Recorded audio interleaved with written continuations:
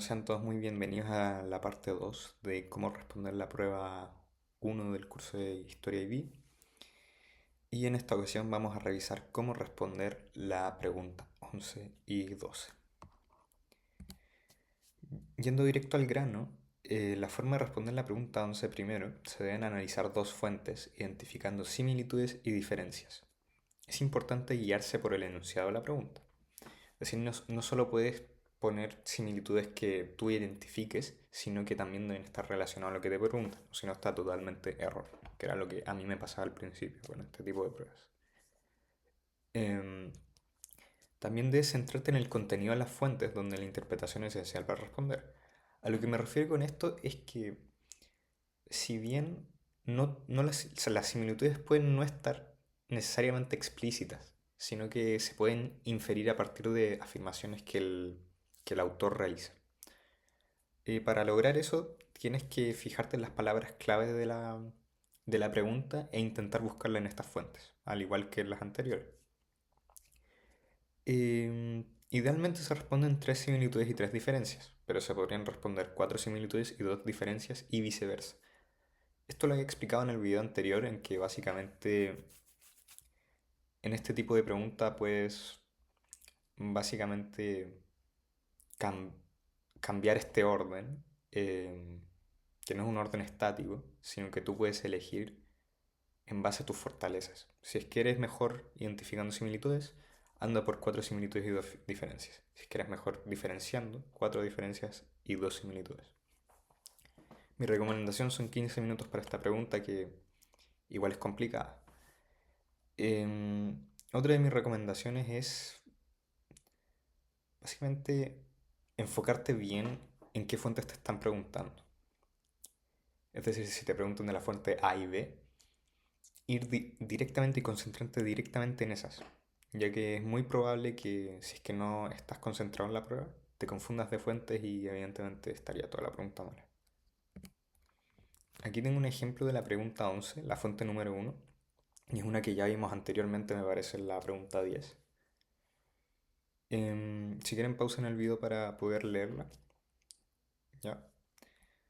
Aquí puse un ejemplo de pregunta 11, en la fuente número 2 y la pregunta también.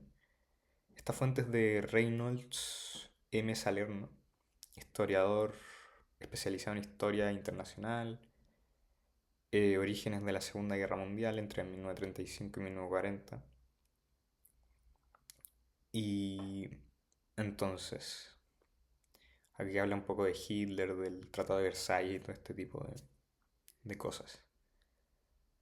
Bueno, una vez leída las fuentes, en este tipo de preguntas yo siempre leo primero las fuentes, al contrario de las anteriores, que yo leía primero la pregunta y después la fuente.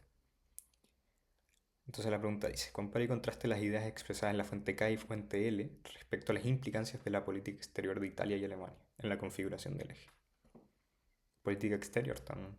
La prueba es muy de política exterior, la que me tocó esa vez. Ah, si quieren, pausen el video y traten de encontrar las similitudes entre ambas fuentes. Vayan hacia atrás, hacia adelante, lo que sea necesario. Y una vez tengan las similitudes y diferencias en su cabeza, compararlas con lo que yo les voy a mostrar a continuación, que son básicamente lo que yo escribí en esta. Entonces, en cuanto a las similitudes, aquí también se escribe en primer lugar, en segundo lugar, en tercer lugar. Bueno, la primera similitud es que tanto la fuente K como la fuente L coinciden en que Mussolini no iba a dudar en usar la fuerza para lograr sus objetivos imperiales.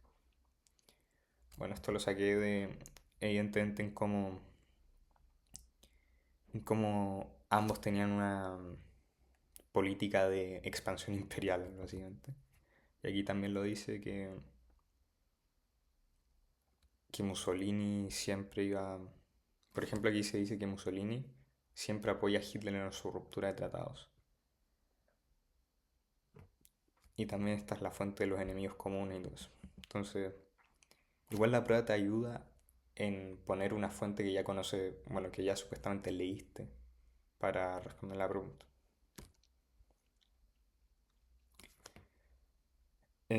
También en segundo lugar tenemos que ambas fuentes coinciden en que la cooperación entre Alemania nazi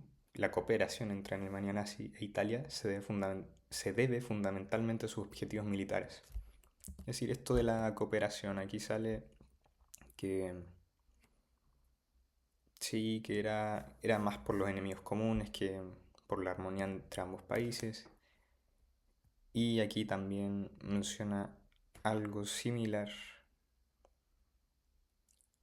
en donde Alemania básicamente pretendía contribuir a que Italia lograse su ambición imperial en el sur, que fue animando progresivamente a Mussolini, lo que implica que realmente tenían esta necesidad de, de enemigos en común, de socavar a los enemigos en común. Y en tercer lugar tenemos que ambas fuentes coinciden en que Hitler había hecho lo posible para lograr sus objetivos, incluyendo el rompimiento de tratados, siendo aceptado por Mussolini. Sí, aquí sale al inicio que Mussolini, apoyaba cada ruptura de tratado de Hitler. Bueno, en esta fuente. Y en esta también que básicamente la Italia fascista iba siempre a apoyar a la Alemania nazi.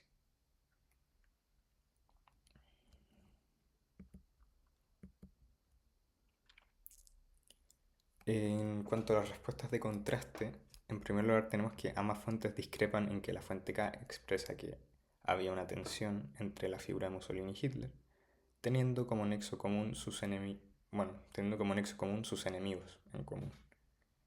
Mientras que la fuente L expresa que Hitler apoyó a Mussolini, demostrando una gran lealtad hacia él.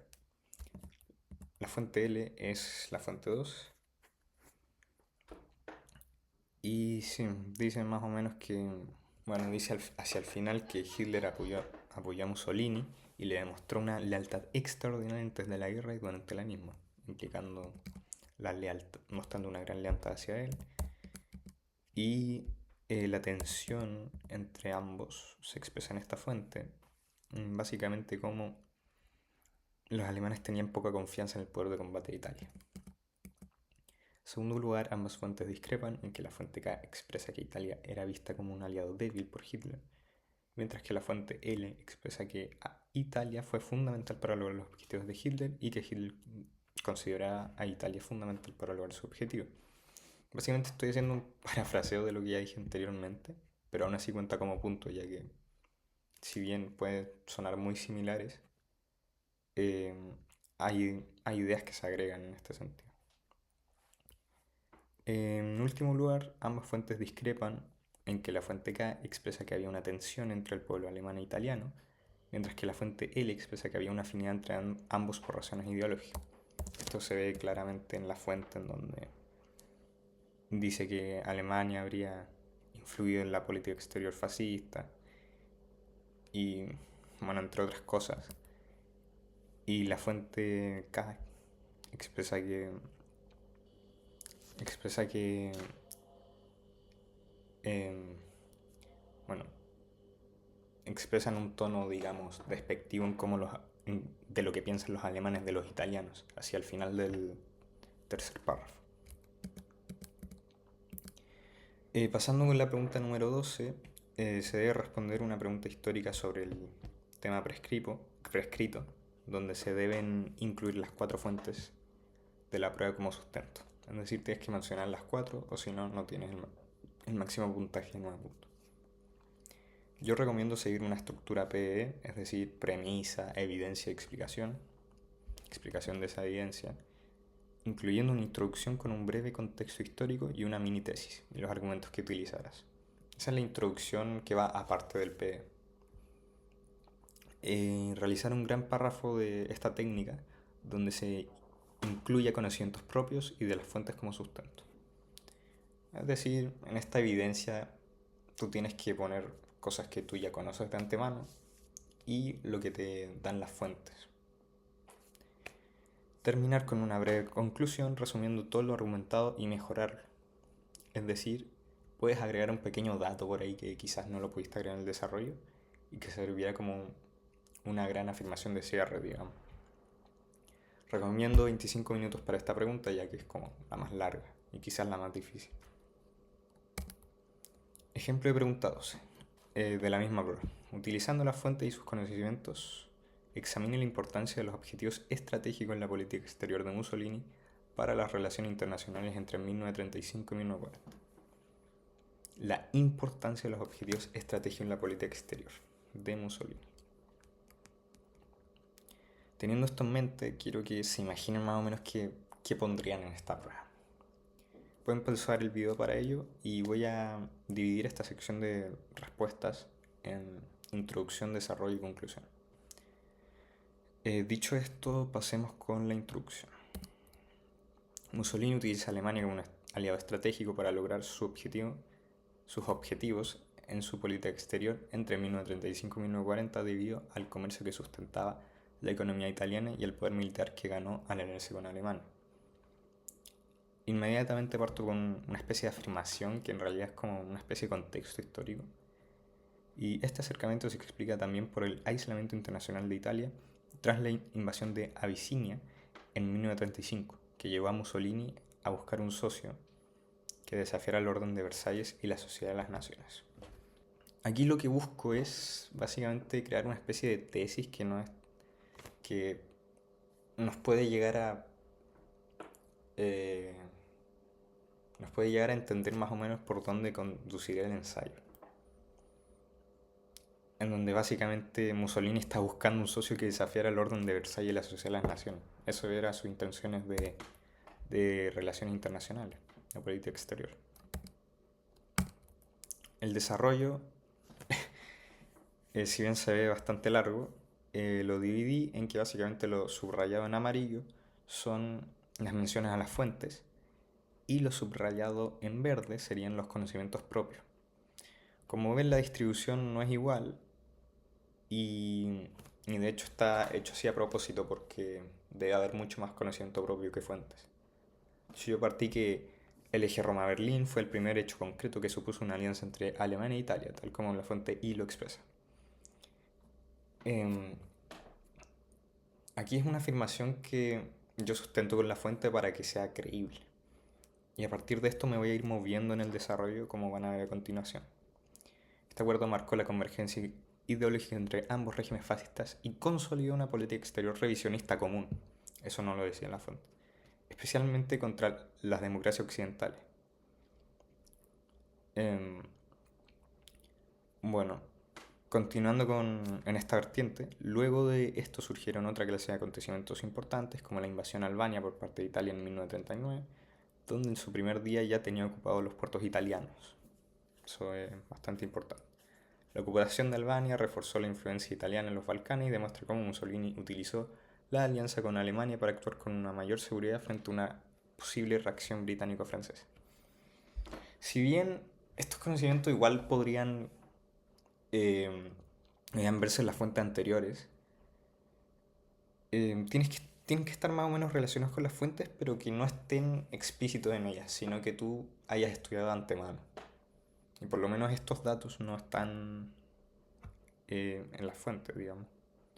El segundo día de invasión, Italia tenía la capital Tirana ocupada.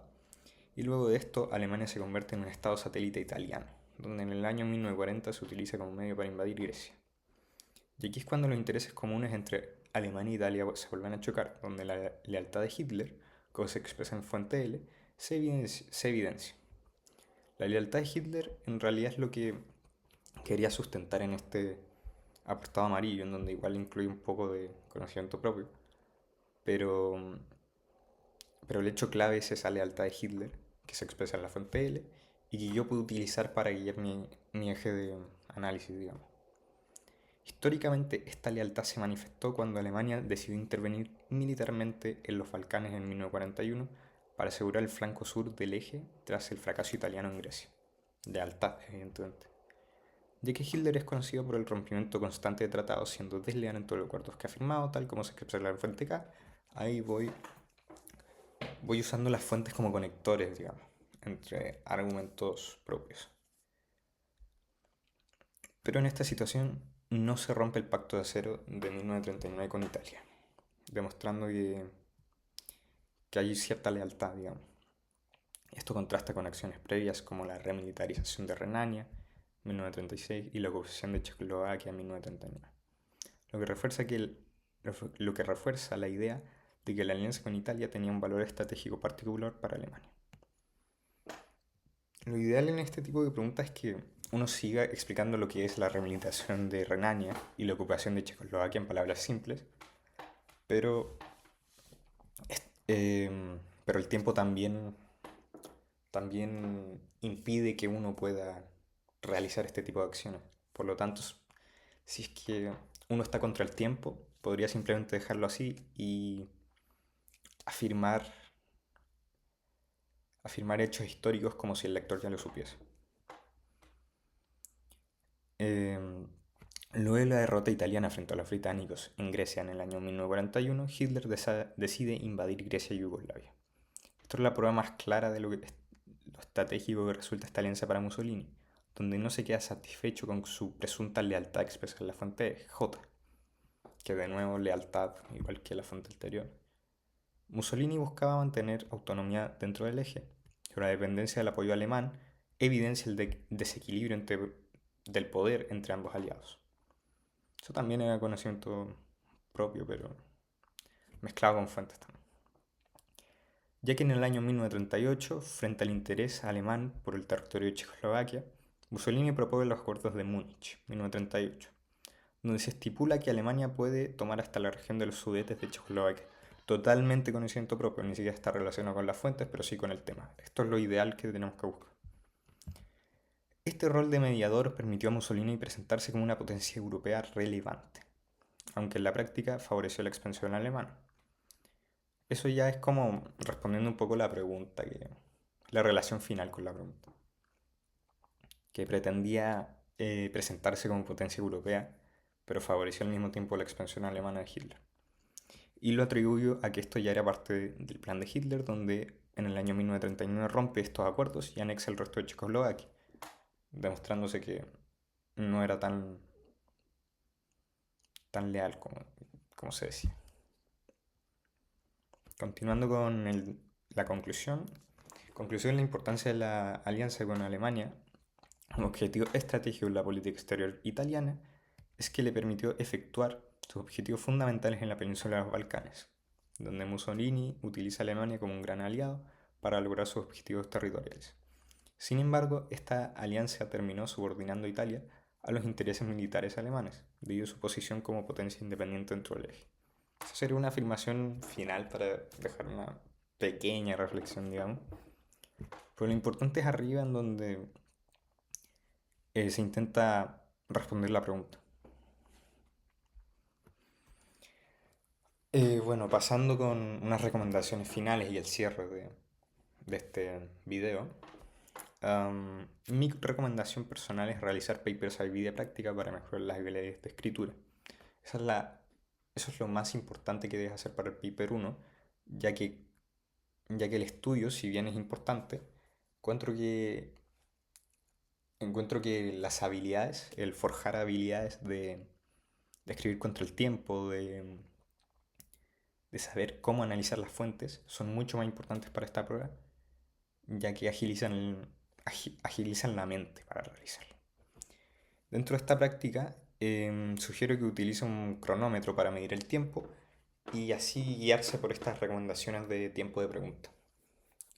Por último, priorizar el estudio para el paper 2, que será el próximo video, explicaremos lo que es el paper 2. Y básicamente, sí, si bien para el paper 2 use el 80% de su tiempo de estudio, o el 70%, digamos, y un 30% para el paper 1, así puede saber acciones claves de Japón, de Italia y de Alemania que pueden servir para la pregunta final, la pregunta 12, y puede ir mezclándolas en ese sentido. El paper 2 requiere mucho más estudio ya que no hay fuentes de apoyo. Así que muchas gracias por ver este video y espero que les haya servido en su tarea de mejorar el paper 1. Muchas gracias.